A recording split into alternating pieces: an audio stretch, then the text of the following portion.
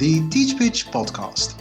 We are very excited to be launching a series of interviews for TeachPitch, a global community of tens of thousands of subscribers from over 205 countries who all have a desire to improve the state of education in this world. And for these interviews, we have selected a number of our subscribers who have achieved great things. And by great, I mean amazing. Think of former presidents, entrepreneurs, fashion designers, hospital builders, non-profit founders, authors, journalists, doctors, etc. And what all our guests have in common is that despite their great success, they've encountered many enormous challenges. So what were these challenges and how did they overcome them? That is what we are going to be talking about here. My name is Aldo de Pap and I'm massively looking forward and very grateful you can join us in this journey. So sit back, relax and download the podcast here. There were episodes in my life when maybe, there was a journalist coming for dinner, but my children had a national championship in the middle of Italy because they were doing athletics both. And then they asked me, Mom, please, we would really be happy that you join. And I would say, you know what? You are my children. So I would leave my sous chef running the service and go. And then the next day, maybe the journalist would write, and this really happened. That's like the food was good, but there was no chef. And I actually personally wrote to him that, the chef had family stories and family always should come first. A very warm welcome to a new episode of the TeachPitch podcast. And this episode, I have the great honor to speak to one of the best chefs in this world. Let that just sink in for a second. That one of the best chefs in this world makes some time available to talk to our little podcast. For me, that is an absolute milestone, and I'm very proud and I felt very privileged that she was able to make some time available to have a conversation with us. Our guest's name is Anna Roche, and her restaurant, Isa Franco, currently ranks number 21 on the world's best 50 restaurant list. And in 2017, Anna was chosen as the best female chef on the planet by the Academy of that same organization. Her restaurant has been given 2 stars by the Michelin Guide and was called one of the best 30 restaurants in this world by Travel and Leisure, a famous US culinary and travel magazine. The BBC called her the chef who put Slovenia on the map. And Anna's journey was beautifully documented in the Netflix series Chef's Table. Now, there are all the unbeatable accolades and resume points that, Anna exceeds above and beyond. But her story to me is inspiring because it is one about incredible discipline, resilience, loss, sadness, but also victory. Anna wrote a book about her journey called Sun and Rain that appeared in 2020. And it is available on Amazon. You will also be able to find it in our show notes, as well as a link to her incredible restaurant, Isa Franco, that also speaks about all the other exciting collaborative projects she's involved in. I really loved having this conversation, as Anna is without a doubt one of the hardest working people that I've ever had the privilege of talking to. It was a true honor having her on the podcast and hearing her talk about the extremely difficult things she went through in building this absolute global culinary success. I hope you enjoy episode 46, Anna Roche, the chef. This podcast is brought to you by Smartest, an app that uses artificial intelligence to let you create interactive quizzes for your class in a few seconds.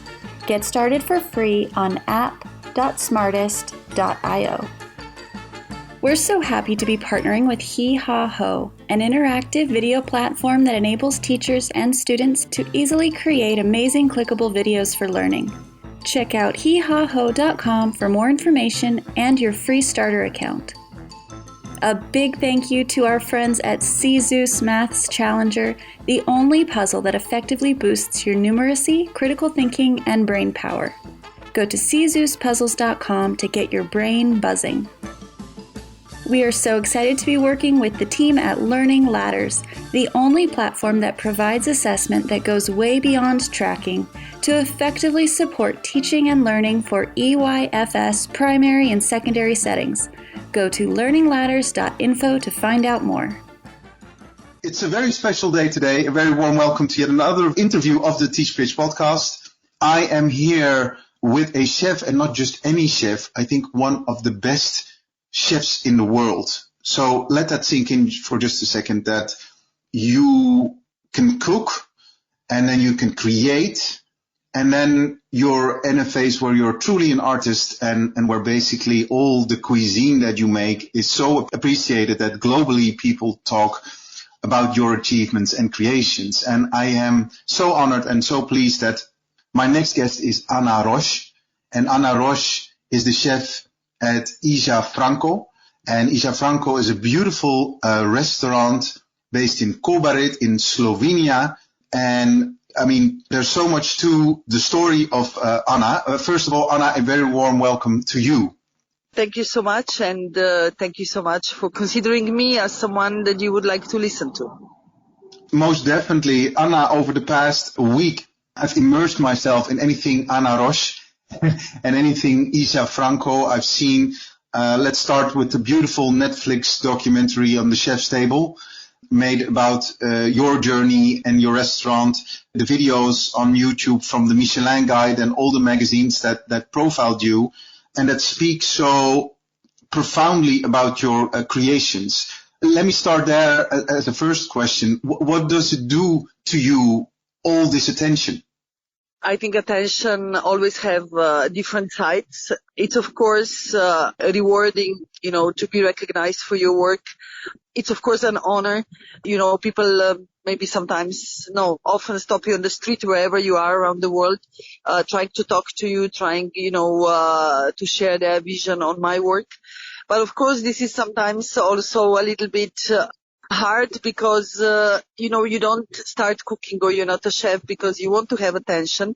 So sometimes, to be honest, I miss a little bit of that intimacy or like that world that is not existing for me anymore, which is full of privacy. And that, of course, is a price that every success makes you pay. So I always say there are two sides. So sometimes I'm walking around with a big hat and glasses. And when we were still using masks, I found myself sometimes super comfortable. At the moment, I needed peace to think or just to be with friends or by myself, for that little private moments that count so much. So there are always both sides of the story. But of course, to think that I started from zero and achieved what I have achieved, even if I don't see it that way.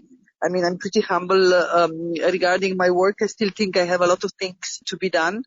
But of course, that feeling sometimes that you would like to be a little bit more alone, maybe. Yeah, I can imagine when you watch the documentary, mainly, I would say you are a very disciplined person, which you've not only proven in the culinary world, but also previously because as a child, you were part of the Yugoslavian national skiing team, and then you were a very good student and you studied international relations. And one of the things that I saw is like, well, yes, there's the outside and the attention, but there's also the discipline to get it all going. Would you describe yourself as a disciplined person? Well, in my first part of the life, I was a skier, a dancer, plus a very good student. So to be able to put these three things together, you really have to be disciplined. And I have a very strict father, and I believe that he gave me great lessons in my life, what it means to focus and to discipline yourself. There is a story that I rarely tell, but when I started the university in Italy, I was studying in Italian. My Italian was pretty weak, but half a year, not even half a year later, maybe a few months later only, I already had the exam of Italian civil law, like 3 books like that, and I made it. And I made it with actually great grades. And I was thinking today if I still had the discipline of Anna, young student, to face such a difficult matter as Italian civil law with a weak Italian, I would say that chapeau Anna, the young student, maybe today I would give up. But that discipline from my early age, of course, helps me today to overpass also difficult moments. There's a lot to it because, you say that the young Anna versus the slightly older Anna, they might be different on the level of discipline, but it takes a lot to get a globally recognized restaurant into this world and, all the accolades and recognition that you've got and just keeping the restaurant going and growing. That also requires enormous discipline. Would you say that it's a different form of discipline? It's less book discipline, it's more doing, it's being there every day? Well, I mean, discipline is a discipline, I would say. Of course, today, to be able, to make it through my long days, through my heavy schedules, I sometimes permit myself or allow myself, not to be so disciplined on some particular days, still with a big sense of guilt. But let's say there are days that, my usual day would be 16, 17 hours long. But there are days, and one of those days was yesterday, when I say to myself, but why not? And then I call a friend and I say, let's go to the Orange Wine Festival, because, I also have a small piece of life. So it is these little moments that today make it possible that I can work in a more relaxed way and I can be disciplined in all the hours that I am working. But I believe that what I'm allowing to myself now, it's something I would not allow myself when I was a student. So that little moments when I say, you know what? Take the life from another corner and don't be so strict with yourself. Sometimes that is also very important. That's beautiful advice. Thank you, Anna. And I'm sure then while we work through your challenges, I think that word discipline will come back in some shape or form. Thank you so much for sending along your challenges, and you've had quite a few in setting up your restaurants. So, I would first of all also like to thank you for your tremendous openness when we asked for these challenges, because you've shared a lot with us. So I'm just going to dive right in, actually, with a very first sad challenge, which is the fact that you lost a child when you were 9 months pregnant. So I'm so very sorry you had to go through that, and it must have been awful. I know it's difficult to find the word for these things, but how do you think this has shaped you? Well, life is not always only beautiful, and it has a lot of pluses, but it also have a lot of minuses. And I believe that is what actually form us, what makes us having a personality. So there are happy moments, but there are sad moments, of course, and they all make part of who we really are.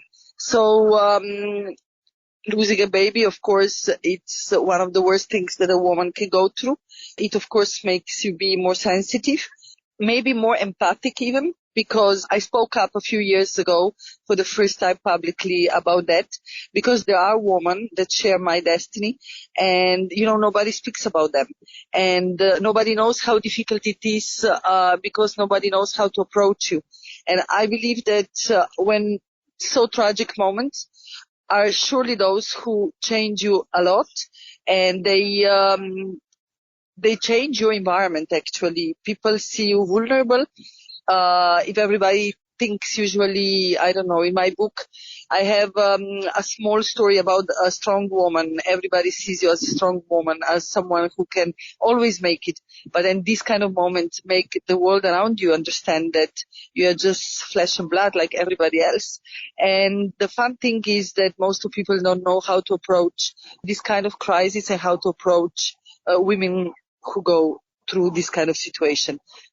And that's why I decided a few years ago to go public with my story, because living with a sense of guilt when something like that happens to you is tremendous burden that a woman always carries with her. And I'm still not out of it. It has happened like 20 years ago, but it's still there. It's still with me every single day. If you ask me if that was one of the most important crossroads in my life, I would say that was absolutely the strongest crossroad of my life. Thank you so much for sharing, Anna. And I can imagine it, as you say, it never goes away. You carry it with you every day, but I do see the enormous strength that you are giving to others by sharing the story, because for some reason it is a taboo, and I don't know why, and I don't think it should be, but you are right in pointing out that a lot of the suffering of things that happen on that level is being done in silence. People do not speak about this often enough. And I think by opening the conversation, by sharing with other people what has happened to you, you also leave open the door for other people to come in and share their stories, to find hopefully some form of comfort or healing at some levels. So thank you so much for sharing that.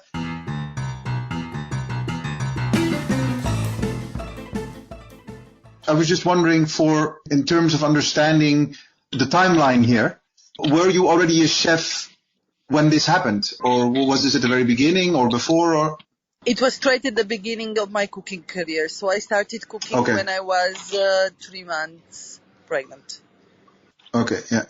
We're going to jump into the next challenge. And again, we continue the line of you being a chef, but also being a mother, because you have 2 beautiful children. And if I look at your Instagram, I also see that, they give you lots of energy. And, I would be very curious to know, of course, when we talk about discipline, how they approach discipline and how they look at their parents and at you more particularly. What do you think is it like for your children to grow up in Isla Franco? Because it's a restaurant, but it's also your house. Is that correct? Yes. So I would say that at the beginning, that was the only solution, having an apartment just above the restaurant, because it made sure I was capable of being a mother and a chef at the same time, meaning that sometimes I cut the service to cook for children, eat with them, put them to bed, then go back to the service. And that was days and nights going on process. And if I was living somewhere else, this wouldn't be possible. But of course, a restaurant and a hotel is a very difficult home, because you can, usually what is a home is a warm place where you forget every day's concerns, and you don't bring work problems to home, but you close the door and you change your life. But when you live in a place where you actually also work, of course you never cut out. So this is becoming a little bit a burden lately. I think my children, compared to most of children of people who have restaurants or chefs, they love Isla Franco. And I think the reason is because I always took time for them. They always came first. So somehow there were episodes in my life when maybe, there was a journalist coming for dinner, but my children had a national championship in the middle of Italy because they were doing athletics both. And then they asked me, Mom, please, we would really be happy that you join. And I would say, you know what? You are my children. So I would leave my sous chef running the service and go, and then the next day maybe the journalist would write, and this really happened. That's like the food was good, but there was no chef, and I actually personally wrote to him that the chef had family stories, and family always should come first. But of course sometimes it's difficult. So there were days that children would be coming downstairs to the restaurant with, homework of mathematics because they needed help, and I couldn't help them. So sometimes I would be asking even guests to help them out or to do something about it. Sometimes my service staff, sometimes someone from the kitchen. So sometimes I say that maybe my children are actually children of the restaurant and not only mine. So I share them with everyone. Yeah. I love that. They're children of the restaurant, not only yours. And it's so great to hear that they're happily immersed in the Isla Franco life as well. I mean, that could be otherwise, right? They could develop some allergy to it and whatever more. Do you think they would be keen to become chefs as well? Or is it too early to say? Or No, but that is the beauty of how I treat them. I was clear with both of them that my career is my career, has nothing to do with their beliefs, their life, their dreams, their future. So no, the answer is none of them will cook. I think they find it far too heavy. But and especially the boy is he's very rational, not so creative, while the girl is incredible in the service. Since she's 13, in the school holidays, she's working as a food runner, and she's really, I would say, really incredible. But none of them will cook. And to be honest, I would never love them to have a feeling that they need to do something because their mother is successful in that. Especially because, my success is very unique because I'm self-taught, I never starched or anything. So I would say that it's very difficult to step into shoes of someone who is really successful, especially as a child, because I love them too much to make them ever feel that they didn't make it somehow. They can be successful in what they want. Yeah, that's beautifully put, and all admiration and kudos to you for saying that. We talk now a lot about your success, but you've also, described a scenario where, success wasn't even on the table, where, in the very beginnings, it actually was very, very difficult, right? So Hija Franco is basically, your then partner's parents, they were the owners of Hija Franco. You took it over, but you needed to take a big loan to kind of create all your plans. There was loads of financial insecurity, and you also described that surviving financially was a big challenge for many, many years. Could you talk us through that specific challenge and how you managed to turn it around? Yeah, Hija Franco, when we started, was like a simple place on a Slovenian countryside, which was not a tourist destination, which was not a food destination. We didn't have any nice hotels around or any great restaurants. So when we took over from Walter's parents, we first needed to invest into the house, and really a lot of money. And I still admire the bank, which without any plan just simply gave us money, believing in two young people without us being able to prove anything. And this is how somehow we started from really ground zero. It means like we had nothing to show, we had nothing to refer to. And I remember one Austrian guest who passed by, that was first years, he was like, "You guys are crazy. You cannot make it alone. Who knows where Soča Valley is? Who knows even where Slovenia is? I mean, where would people sleep?" But we really believed into the story, especially because we needed to believe, because we needed to survive, we needed to pay out all the credits. And then in 2008, the financial crisis started. So it emptied the restaurant again when it all looked already fine. But in all this process, I also needed to learn somehow how to cook, how to be a good host. So all this process was actually parallel. So needing to pay out the banks, needing to work for clients because we needed to pay out the banks, but at the same time learning days and nights about what could make it all happen, and it was cooking. So if I look back, we discussed the discipline at the beginning. I believe without that discipline of Anna, a young athlete, Anna, the young student who made it in the first 3 months to pass the Italian constitutional law exam, I would say that was something that was somehow only possible when you have this life need to survive. And to survive means not to become rich or successful, but that means to actually buy the bread, buy the milk for children. Hija Franco has never had investors, never had partners. It was always only the two of us. And it's still so today with 40 employed people. And we somehow made the Soča Valley become not only a food destination, but also a tourist destination.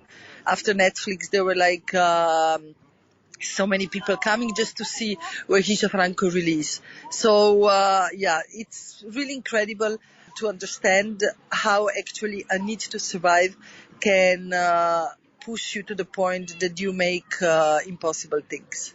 Yeah.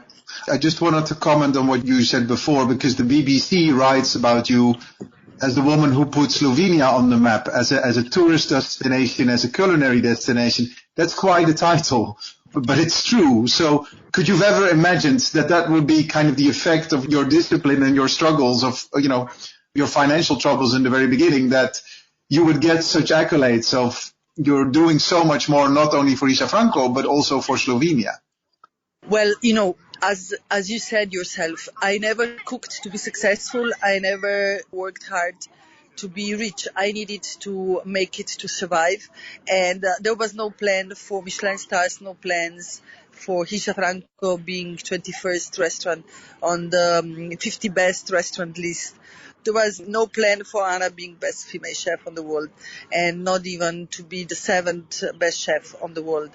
Not even a faraway thought about, like, would the BBC ever really write about me, or New York Times or CNN?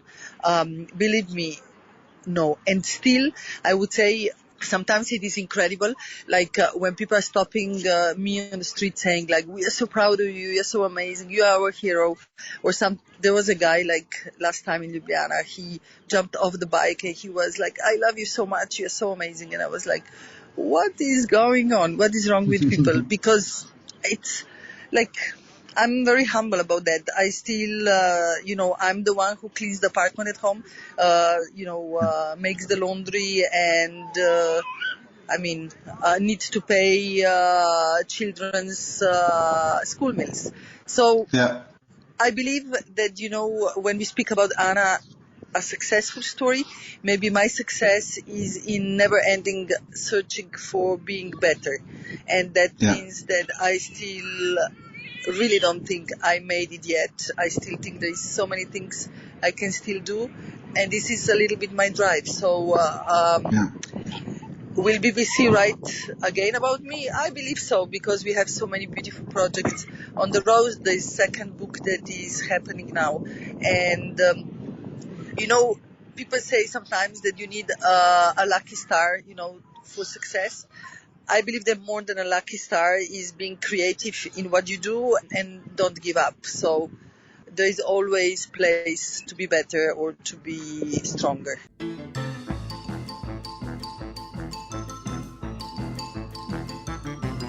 I'm just going to highlight more of the projects that you were working on. You just hinted towards a book, but you also are doing something with Benedetti Live, a great fashion brand, a Slovenian fashion brand. So Isha Franco and Benedetti Live, and more particularly Ana Rosa, are coming with an appropriate clothing line. So I want to hear a little bit more about that.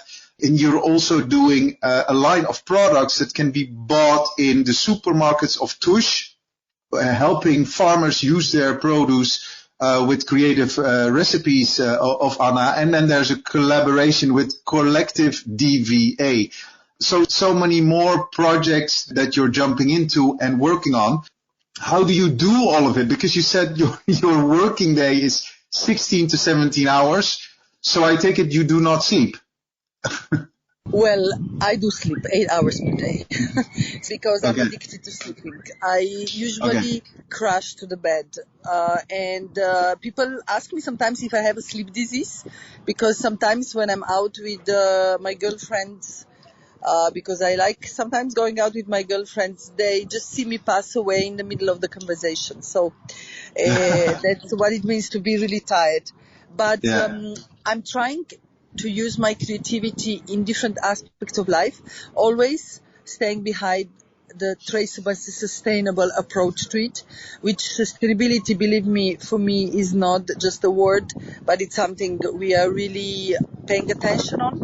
We started going on the market because people were so much in love with our clothing, which was all based on natural materials as wood fibers, apple fibers, and then all prints, and they are very alive, like a little bit Gucci style. It's all the nature that is around us. You can find around us animal life, green plants is printed on this clothing, and people, when they've seen our front of the house, they were like, my God, where we can get that? And like every day, a few tables, but we would like to buy it. So this is how we entered the market for the first time with tablecloths, beautiful ones, and then continued with raincoats. It's all about my book, Sun and Rain, so it's everything for sun and rain. We are coming with umbrellas now out, and next are, of course, things that are interesting for the sun. There are beautiful T-shirts that I honestly am addicted to them. I always wear them, and because it's so comfortable, wearing sustainable natural materials is always different. And then there is a spontaneous move to the ceramics, to our line design of plates, all produced by very creative young Slovenians. So it's a little bit also supporting young Slovenians to step out from the shadow. And I don't know what's going to happen tomorrow. Like the Tush line is super successful.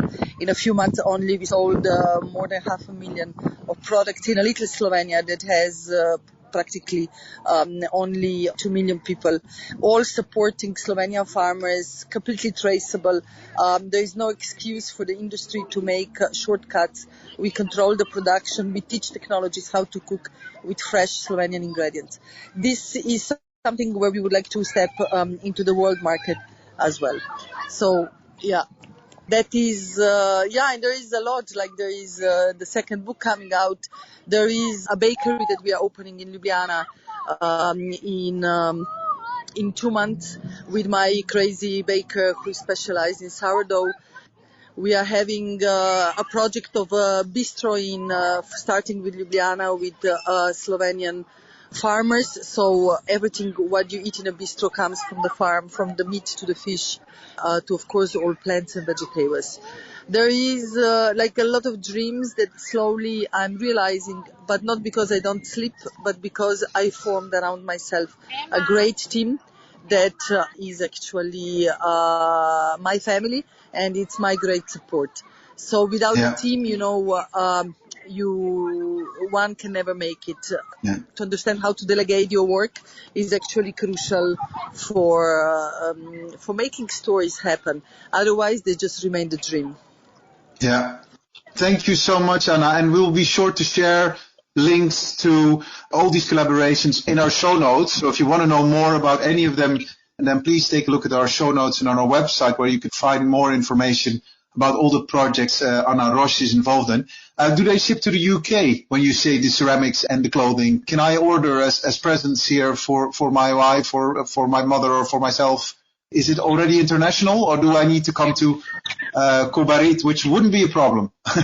No, actually we are shipping also our food products already all around Europe and also to UK since a year already. So you just write to Hiša Franko, and you don't need to travel to Slovenia, even if Slovenia is so nice that you should be traveling to Slovenia and get Hiša Franko has online shop where you can actually see what is going on, what is available, and then the Tush line with Slovenian farmers is probably going through Global Chefs Love, local food, probably all over the world. Even Brazil is already interested in it. Wow. Congratulations, Anna. That's really quite an achievement. Before I get to my two very last questions, I would like to talk to you a little bit about education, because you, as a chef, haven't undergone any form of education. You're completely self-taught, and actually that's also what you've written down as a challenge, and I waited intentionally with discussing that at that very last part. Could you talk to me a little bit about why you chose the path of self-learning rather than trying to get a course in cooking or whatever, because you had zero experience when you started, right? So why did you decide, like, okay, I want to teach myself, I want to get this myself and excel as much as you did by all doing it yourself? Well, to be honest, that has not been a decision, but it was a situation, because when I started cooking, we never had time to close down the restaurant because the chef needs to stage or study. And then I also became a mother, so there was no place to actually leave the house for the learning process. So, I, of course, visited some congresses where I also started, like, meeting my chef colleagues, absorbing whatever they were saying. But at the end, all decisions about the kitchen remained to myself. First, I needed to find producers and create the chain the famous chain of producers, which is today more than 100 faces. Not because this is in fashion now, but I'm talking about 20 years ago, 18 years ago, when nobody was talking about that. Working with local ingredients for me was a need because I couldn't get access to any other ingredient but the local one. So I needed to convince people to start working with me. And second was, of course, I didn't have money, I didn't have time to visit other restaurants or to study. Therefore, I somehow created my own style of cooking that is today my plus, because very often it happened that I turned the recipe simply around and I couldn't follow the steps because nobody ever showed me how to do it. I think I attracted people because the whole story has been just completely different, completely new, something fresh. And we kept that freshness. So even today, we reinvent so many techniques, so many stories, and that makes Hisha Franco being unique. So I'm not the one who would say that it is important. It is important for chef not to study, because I believe that the knowledge is really important. The difference between me and other chefs is mostly in I'm not belonging to any cooking school. Therefore, I don't have those boundaries or limits or limitations that usually chefs have, because they're, of course, closed in a box of what they know and what they have been told. So it worked with me, but I'm saying that, all the discipline, all this focus had make it happen. But I wouldn't recommend this generally because it's a very dangerous road to take. Thank you. Thank you for sharing that. And also it was necessity that needed you to be self-taught, right? There was nothing else. You had no choice but teaching it yourself. It's that or nothing. So that's also very good. And again, it's an enormous testimony to the very big uphill battle you needed to undergo. And congratulations for getting it on this specific level, this globally acknowledged level. As you said, 7th best chef in the world. Your restaurant's number 21 in the top 50 globally. This is not just like as you say, a small bistro. You've done amazing things, even though you do not feel it yourself, because you're just too kind and too grounded for that, I guess, Anna, but that very much suits you.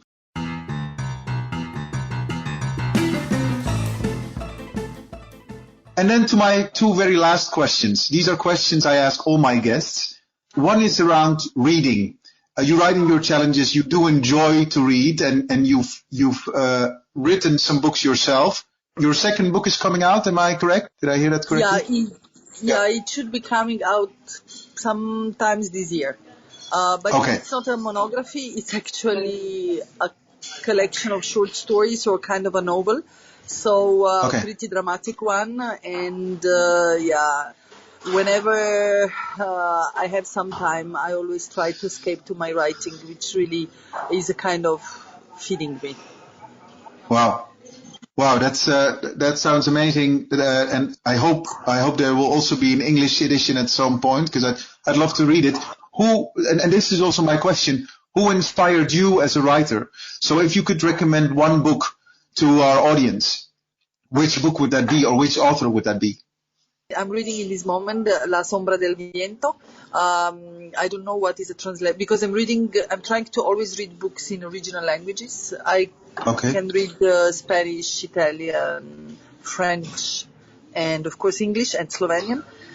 So whenever I can, I would pick the book in the original language. And La Sombra del Viento, so it would be like The Shadow of the Wind of the Catalan author, is an incredible book that it's about the cemetery of the books, and I'm completely into it. It's beautiful. Yeah. We're taking that as your recommendation. And then the very last question, Anna. Now let's turn the tables. This is the Anna Roche podcast, or the Hisha Franco podcast. Who would be on your list as your guest? Who would be your number one guest that you would like to talk to? I will surprise you. I would love to talk to a person that I admire and I would like to know more about, and that is Robert Golob.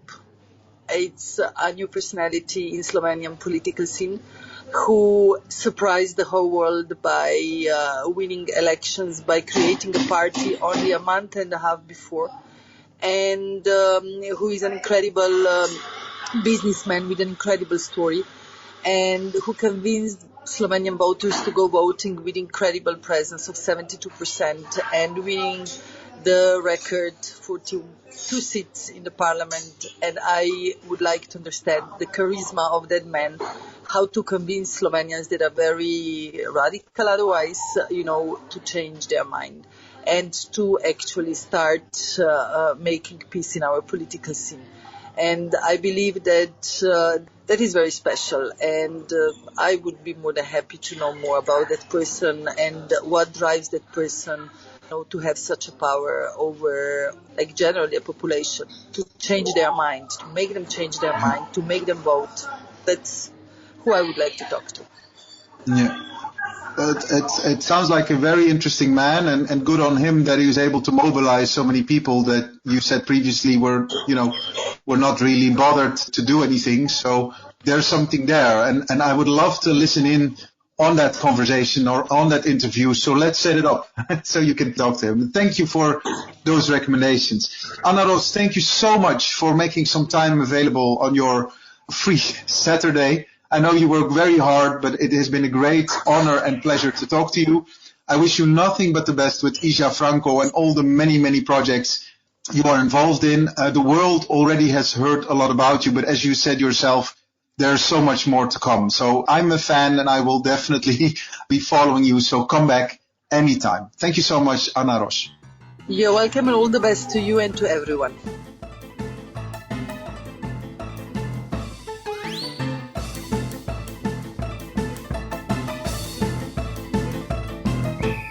If you liked this episode of the Teach Pitch podcast, then it would mean the absolute world if you could share it with your friends and or give it a short review on your preferred podcast platform. The more you share your ideas about these interviews, the more people will find out about them. So do let us know what you think. We'd be very, very grateful. Special thanks to Kevin MacLeod for our beautiful theme music, Le Grand Chase. This podcast was produced and edited by Natalie Piles. Project coordination by Inva Cheney.